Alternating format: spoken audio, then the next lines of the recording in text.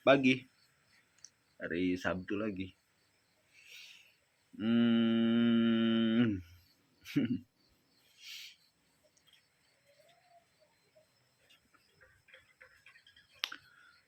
cuacanya dari kemarin seharian hujan, terus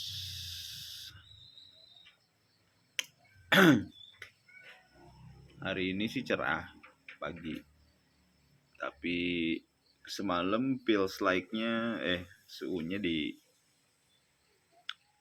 antar 16 derajat. Kalau sekarang pagi 20. Anginnya kencang. Kalau tadi barusan dilihat sih di sekitar 19 sampai 20 derajat Celcius. Cukup dingin banget malah. Sampai nggak bisa tidur semalam, kedinginan. Oke. Malam pertandingan Indonesia lawan Vietnam, menang 1-0, membuka peluang kita untuk jadi bisa lolos ke putaran kedua Piala Asia 2024.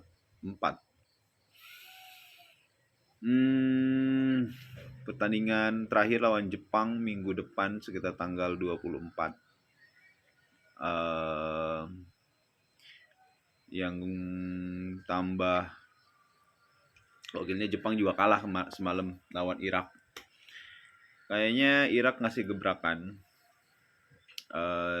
unggul 2-1 di menit awal.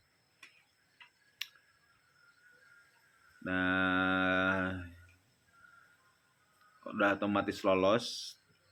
Kalau pengen nilai sempurna nanti tinggal nunggu menang lawan Vietnam berarti. Kalau sekarang peluang Indonesia, peluang Indonesia masih terbuka lebar, tapi prediksinya sangat jauh, 30-70. Karena ya kita tahu sendiri lah ya, kualitas pemain, dari susunan pemain, terus squad yang dibawa, meskipun bukan tidak mungkin nggak ada peluang gitu ya. Buktinya Vietnam juga bisa ngebobol gawang Jepang 2 kali. Nah, ini mungkin salah satu peluang kalau kita bisa nahan imbang 0-0, kalau enggak ya punya treatment khusus mungkin Sintayong. Kita tahu Sintayong pernah menang lawan Jerman 1-0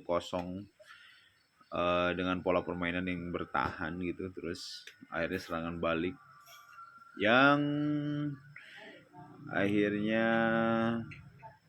membuat Jerman gak lolos waktu itu. Tapi itu salah satu tonggak sejarah yang mungkin bisa terulang lagi di Piala Asia tahun ini ya. Kayaknya Indonesia bisa gitu. Meskipun gue nggak berharap banyak sih, tapi ya udahlah gitu, kayaknya bisa. Indonesia punya peluang itu maksud gue. Nah, peluang-peluang ini yang harus bisa dimaksimalkan kalau dari sisi permainan. Makanya semalam ada beberapa pemain kayak Elkan Bagot yang nggak diturunin pertandingan semalam. Terus ada perombakan dari sisi strategi, malam masih menggunakan formasi 4-4-2, yang mana back tengahnya itu ada Sondy Walsh sama Jordi Amat, kiri kanannya ada Arhan Pratama sama Asnawi, duet yang masih belum terganti. Di tengahnya ada Hapner, kanannya ada Marcelino, kirinya ada Marcelino, kanannya ada Yakob Sayuri. Tengahnya siapa lagi? Lupa. Depannya ada Egi sama siapa ya? Oh, Peter Struik ya kalau nggak salah. Nah, ini mungkin yang peluang-peluang ini yang bisa. Tapi ya kita tahu level Jepang sama level Indonesia itu beda, level Jepang sama level Vietnam tuh beda gitu ya. Kalau kita ngebandingin Vietnam sama Jepang, wah kayaknya jauh banget. Tapi ya seenggaknya kita bisa ngelihat perjuangan Indonesia sampai sejauh mana. Gua nggak punya ekspektasi lebih. Oke, kita mulai dari susunan pemain deh. Susunan pemain, eh susunan pemain. Ya, kalau dari susunan pemain, Jepang kita tahu ada Minamino, ada Endo, ada Tomiyasu, Arsenal, terus banyak pemain-pemain berkualitas yang main di liga utama gitu di Inggris, di Liga Premier Inggris. Tentu bagaikan langit dan bumi lah ya. Wah, jaraknya jomplang banget. Kalau misalkan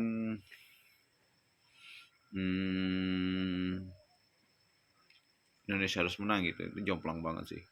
Tapi seenggaknya kita bisa ngasih perlawanan aja gitu.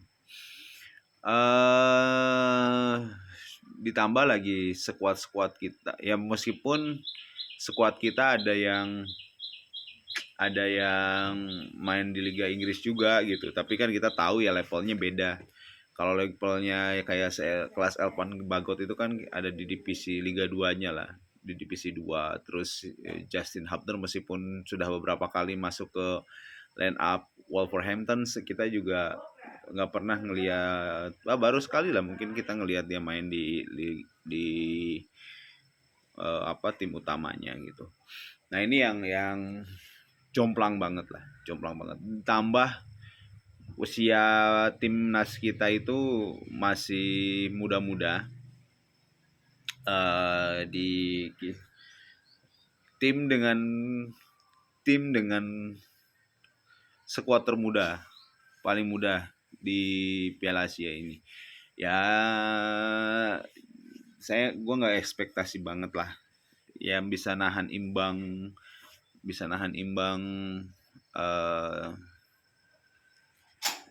Jepang aja sih udah sesuatu yang mantep gitu. Oke, terus bagi ya. So far mungkin ya bahkan banyak kejutan, tapi kalah pun juga bukan sesuatu yang jelek.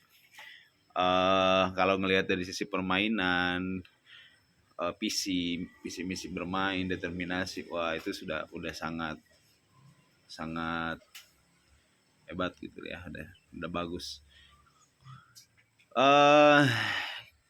Terus berapa lama lagi skuad ini mungkin bisa bertahan ya, sekitar 8 tahun lagi juga masih bisa bertahan sih. 8 tahun masih bisa bertahan dengan skuad yang ada gitu ya. Rombak sana sini itu udah jadi risiko. Tapi seenggaknya kalau 8 tahun lagi itu kayaknya 8-9 tahun lagi kayaknya kita udah bisa ngasih suara banyak lah di berbagai ajang internasional mungkin. Yang pasti teman-teman pemain timnas ini harus berani keluar, harus berani menjajaki liga-liga luar negeri, biar dan utamakan mendapatkan porsi bermain yang banyak gitu. Oke, itu aja mungkin ulasan pagi hari ini. Kita tutup. Assalamualaikum warahmatullahi wabarakatuh.